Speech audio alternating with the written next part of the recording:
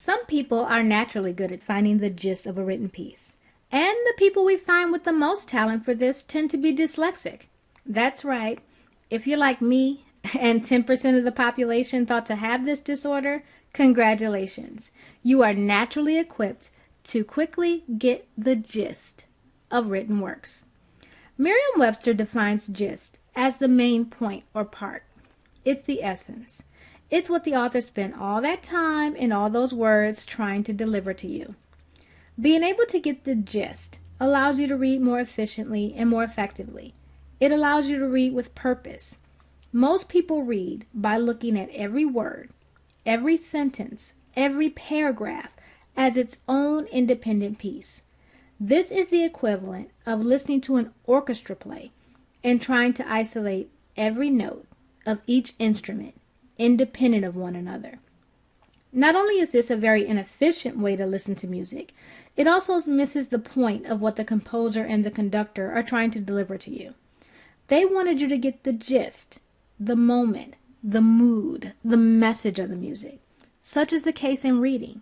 If you concentrate too heavily on each piece in isolation, you can easily miss the message the author was trying to portray. Getting the gist guides you through the process of reading.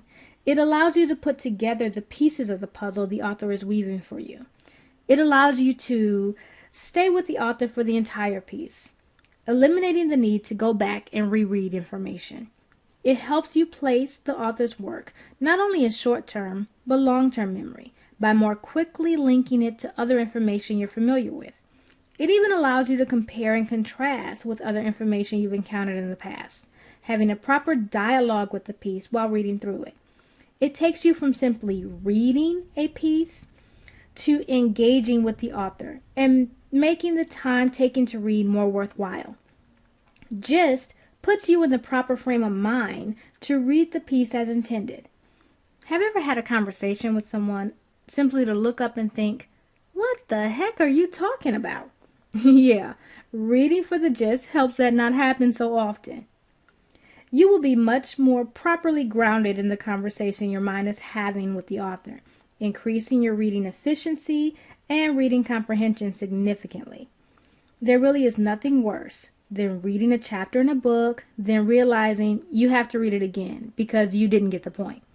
And when you're taking a timed test, from a CLEP exam to the SAT to a final exam, you don't have the option of having to reread passages.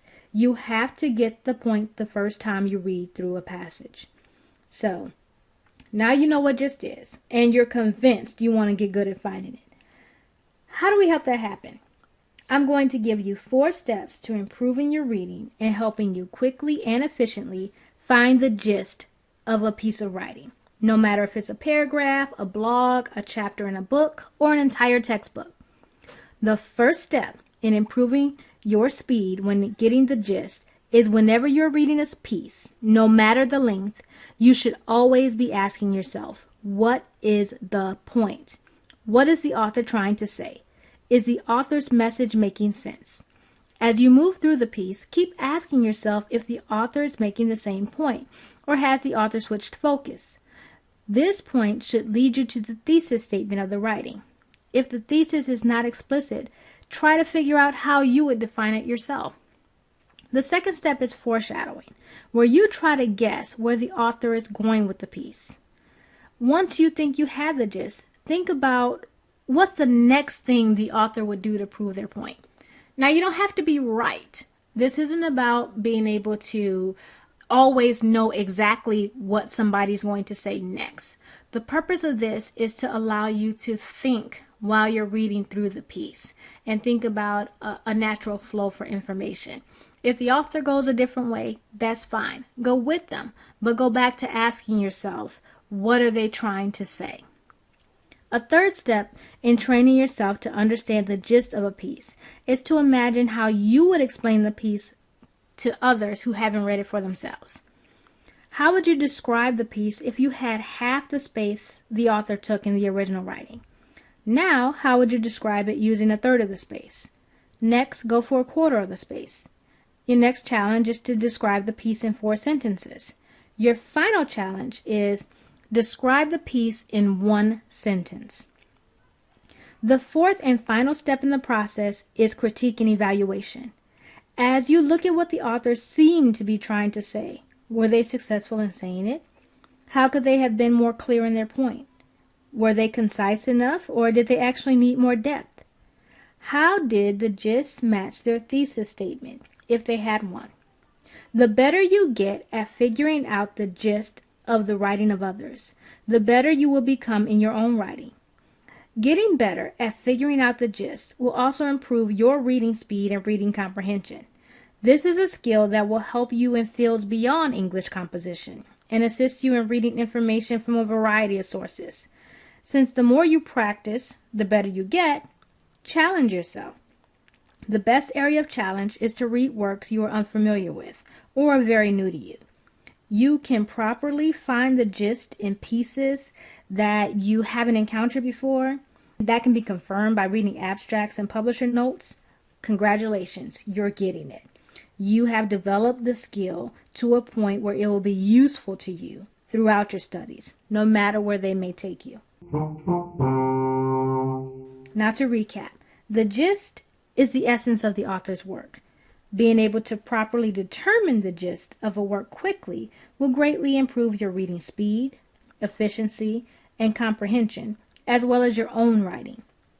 There are 4 steps outlined in this video to help you increase your skill in finding the gist of a written piece. The first step is to always ask yourself, what is the point when reading through a work? The second step is to try and predict where the author will go next in their writing. Then confirm if you were right or not.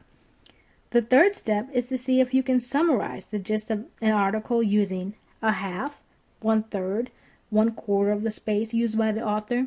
Next, try to explain it using 4 sentences. And finally, can you explain the essence of the piece using just 1 sentence? The fourth and final step is to evaluate just how well the author did in providing a piece where the gist could be discovered and learned quickly and efficiently. Challenge yourself by following these steps using writings you are unfamiliar with. Remember, writing should flow like a beautiful musical orchestra piece. You should be able to quickly determine the tone, the flow, the mood of the piece as it helps guide you through the interacting parts.